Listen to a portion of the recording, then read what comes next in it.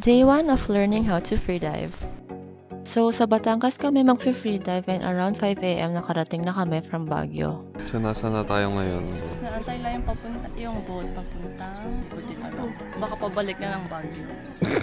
Pasakay na kami ng boat. Mga 30 minutes daw yung biyahe. Pero isa lang tong boat na bumabiyahe. Isang oras din kami nag-antay sa bangka, so one tip is agahan nyo sa port para mauna kayo.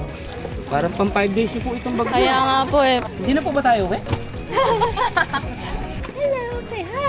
Dito kami nag-book, all-in na yan, training, accommodation at food, separate video na lang yung expenses.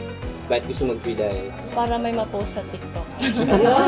Mahina ang mic, ang galing. So after intro to freediving, nag-prep na kami. Tip din ay bumili kayo ng sarili nyong snorkel for hygiene purposes na rin. Pero yung mask at fins provided na nila yan. So first lesson ay free immersion or line training to pull yourself down using the rope, and then next lesson is to swim away from the rope, and then of course duck diving. 2 sessions nga pala to sa isang araw.